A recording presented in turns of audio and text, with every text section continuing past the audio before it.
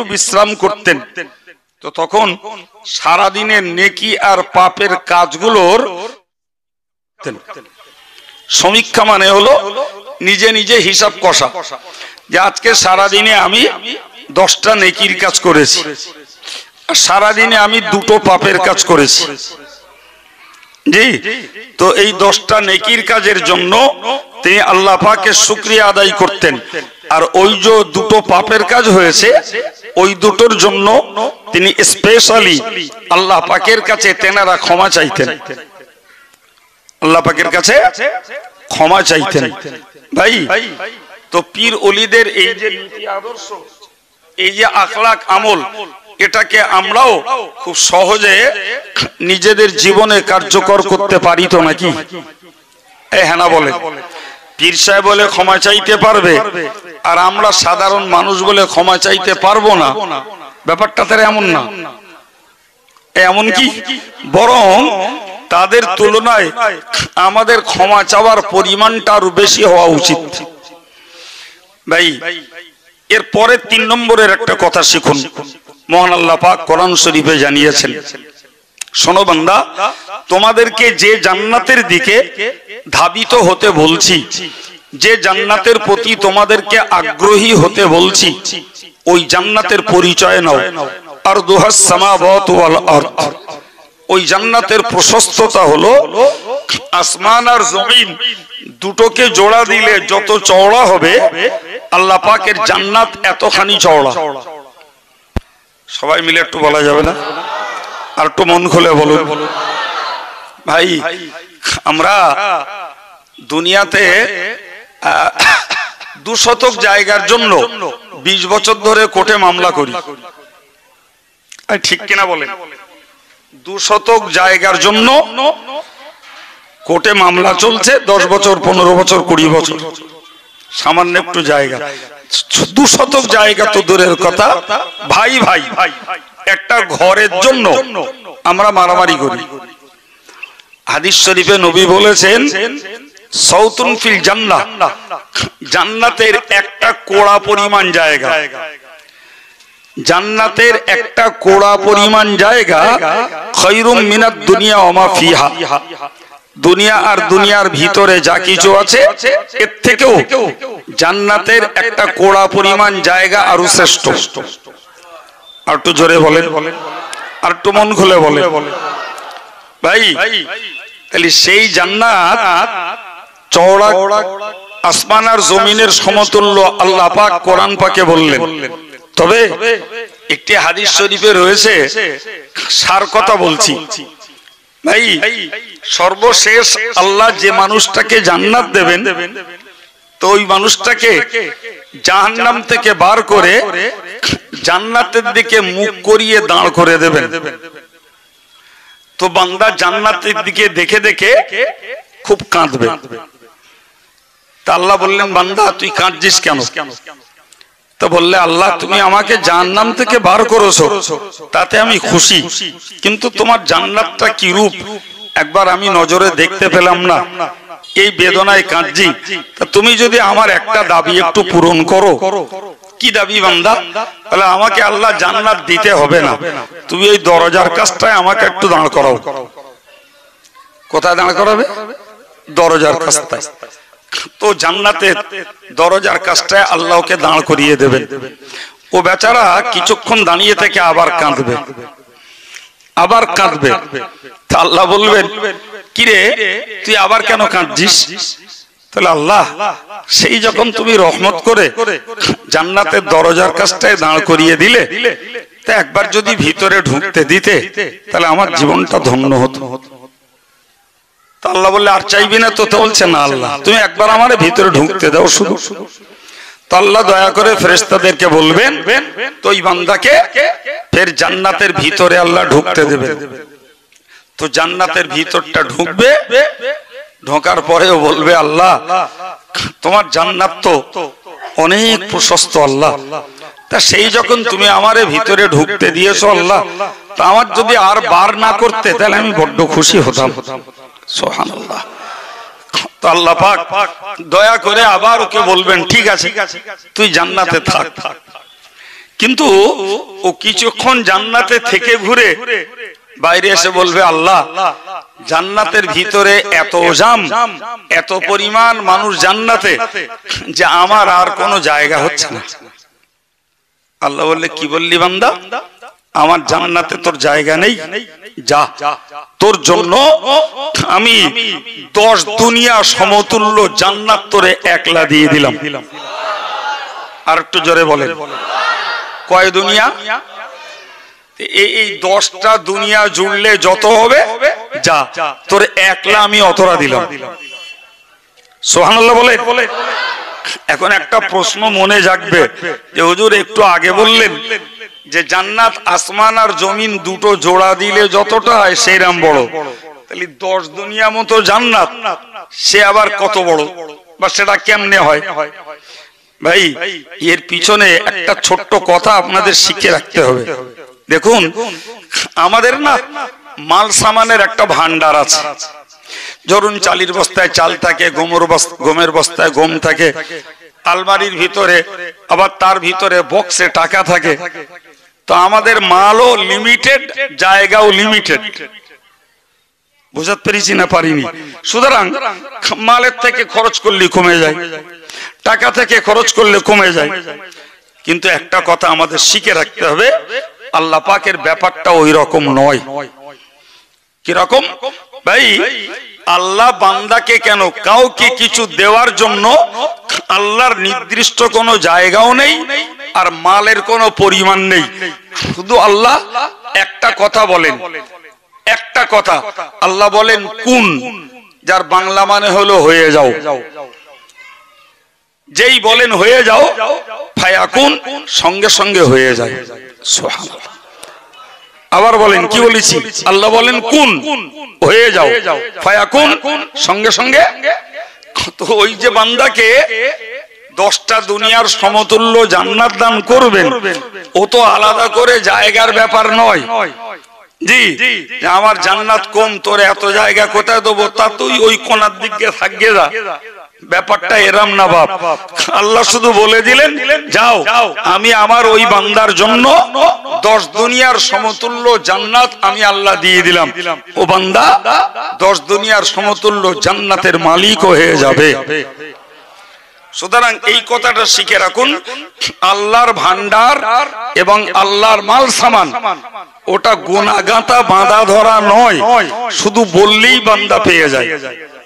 জোরে বলেন, বললেই বান্দা।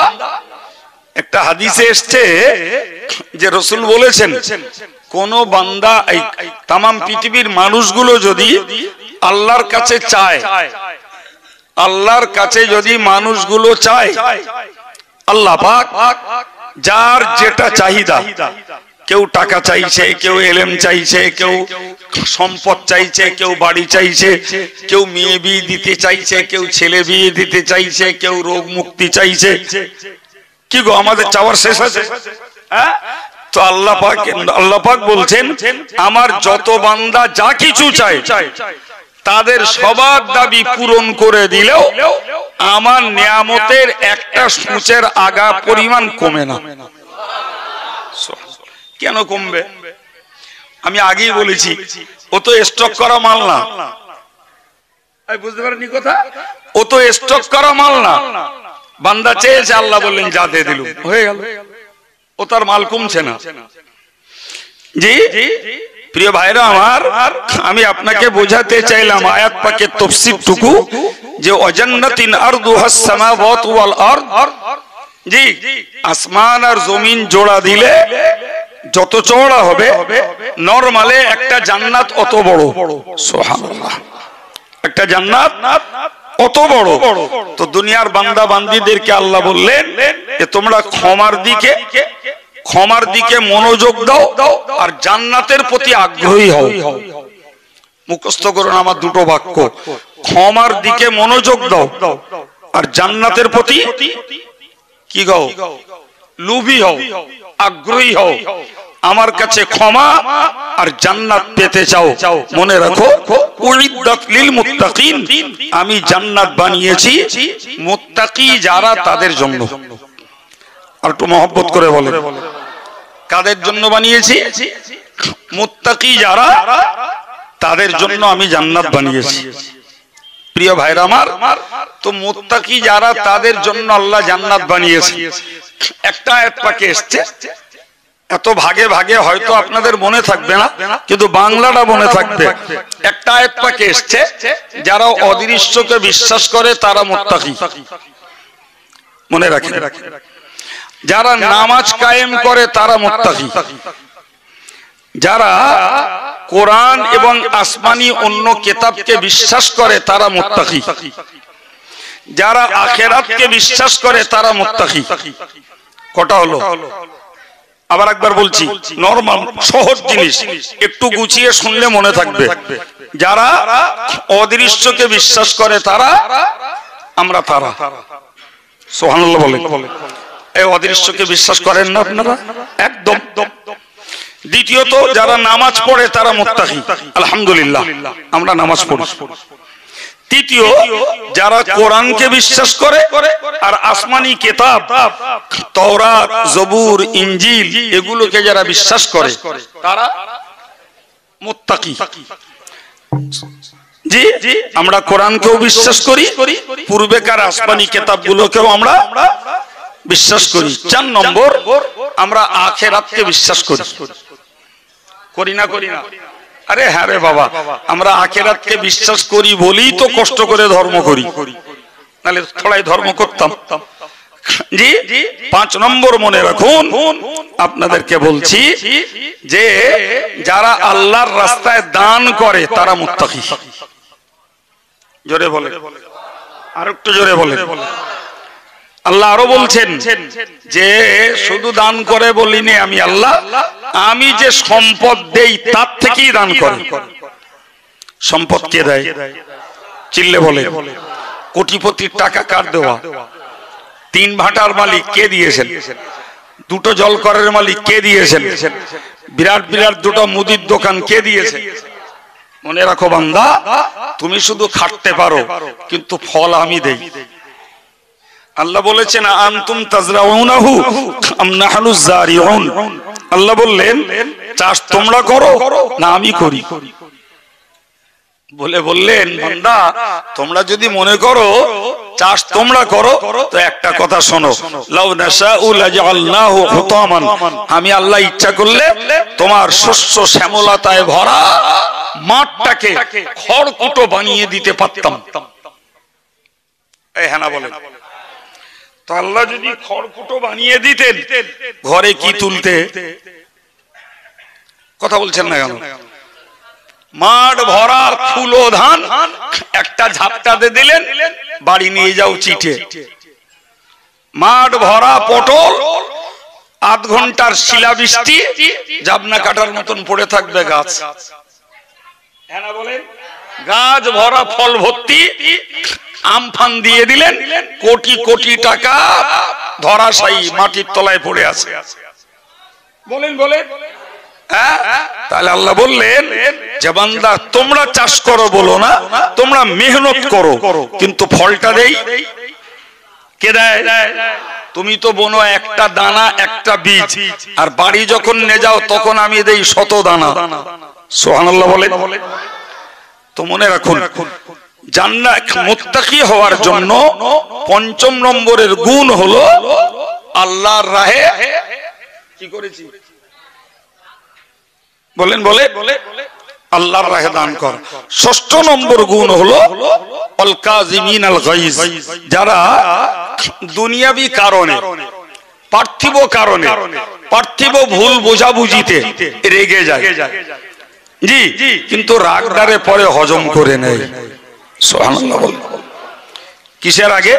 প্রতিবেশী, ভাই ভাই, একই চাষি, একই ব্যবসায়ী বা এক পেশার মানুষ, একে অপরের সঙ্গে রাগারাগি, ঝাঁকাঝাঁকি, ঝালাঝালি হতেই পারে না? পারে না? আরে বাবা, এই গাল একটা গুহা, এর মধ্যে থাকে দাঁত আর জিভ। ভুল বললুম না কি জানি? গাল একটা কি? একটা গর্ত, ওর মধ্যে থাকে দাঁত আর জিবির কাজ হলো দাঁতে কিছু বাঁধলে খুঁচিয়ে খুঁচিয়ে ওরে বার করা, আর দাঁত এমন বিশ্বাসঘাতক সুযোগ পালি জিবির কামড়ায়। কিছু বলেন না কেন? ঠিক না ভুল? তো সমাজ জীবনে এরকম মানুষ আছে ভাই, কেউ চায় মানুষের দুঃখ দুর্দশায় তারে পাশে দাঁড়িয়ে তাকে সেবা দিয়ে উপকার করতে, আবার সে চায় সুযোগ পেলি প্রতিবেশী ভাইটার একটা সবল মাতৃ আছে না নাই? আমার আল্লাহ বললেন যে যারা দুনিয়াবি কারণে রেগে যায়, রাগ হলি রাগডারে হজম করে নেয়, এই মানুষগুলো জান্নাতি মানুষ, এই মানুষগুলো মুত্তাকি, এই মানুষগুলো কি জি। এরপরে শুনুন ৭ম নম্বর, আফিনা আনিন নাস, মানুষ অন্যায় করলে মাফ করে দেয়। মানুষ অন্যায় করলে জোরে বলেন কি মাফ করে দেয়। এবার আরেকবার গুনে আসুন, আমি আপনাকে ফের আরেকবার গুনিয়ে দিচ্ছি। তাহলে যারা অদৃশ্যের বিষয়কে বিশ্বাস করে তারা মুত্তাকি, কথা ক্লিয়ার? যারা নামাজ কায়েম করে তারা মুত্তাকি, যারা কোরআন সহ আসমানি কিতাবগুলোকে বিশ্বাস করে তারা মুত্তাকি, যারা আখিরাতকে বিশ্বাস করে তারা মুত্তাকি, যারা সুখে দুঃখে অভাবে অনটনে আল্লাহর দেওয়া সম্পদ থেকে আল্লাহর রাস্তায় দান করে তারা মুত্তাকি। সুবহানাল্লাহ বলেন। প্রিয় ভাইরা আমার, এরপরে ৬ নম্বরে কি বলেছি? যারা রাগ করলে হজম করে। রাগ হতেই পারে কিন্তু আবার মিলেমিশে যায়, রাগ হয়েছে তো কি করা যাবে, ক্ষমা করে দেয়। ৭ম নম্বর বলেছি যারা মানুষের অন্যায়কে মাফ করে দেয়। এই গুণগুলো কোরআন শরীফের সূরা বাকারাতে আর সূরা আলে ইমরানে আল্লাহ পাক ব্যক্ত করেছেন জি। তো এই গুণের সমন্বয় কি বলেছি? এই লোকগুলো হলো কি? সবাই মিলে বলেন, আবার একবার বলেন, মুত্তাকি। আর আল্লাহ কোরআন শরীফের আয়াত পাকে বলেছেন যে আমি আল্লাহ জান্নাত বানিয়েছি মুত্তাকিদের জন্য। সম্মানিত ভাইরা আমার, একটি হাদিসে কুদসিতে মহান আল্লাহ জানিয়েছেন, আ'আদতু লিল মুত্তাকিন মা লা আইনুন রাআত, আমি মুত্তাকিনদের জন্য বানিয়ে রেখেছি এমন নিয়ামত, এমন সম্পদ যা পৃথিবীর কোন চোখ আজ পর্যন্ত দেখতে পাইনি। সুবহানাল্লাহ বলেন। কোথায় বানিয়ে রেখেছেন বাবা? হ্যাঁ, তুই কথাটা বলতে দেরি হবে কেন? আরে বাবু, দুনিয়ায় যা আছে আমরা দেখতে পাচ্ছি তো। আমেরিকায় কি আছে চোখে দেখিনি, নেট খুললে তাও দেখতে পাচ্ছি। ফ্রান্সে কি আছে দেখতে পাচ্ছে না, নেট খুললে তাও এখন দেখা যাচ্ছে। হ্যাঁ না বলে? হ্যাঁ, ভারতে কি আছে আমেরিকার বহু লোক জানে না, তারাও নেট খুলে দেখে নিচ্ছে। সৌদি কি আছে আমরা জানছি না, নেট খুলে দেখে নিচ্ছি। তো দুনিয়াতে যা আছে ডাইরেক্ট অথবা ইনডাইরেক্ট, সরাসরি অথবা ঘুরিয়ে আমরা সেগুলো দেখতে পাচ্ছি। কিন্তু বলেন না বাবু, জান্নাতে আল্লাহ যে নিয়ামত রেখেছেন তাকে আমরা কেউ চোখে দেখেছি?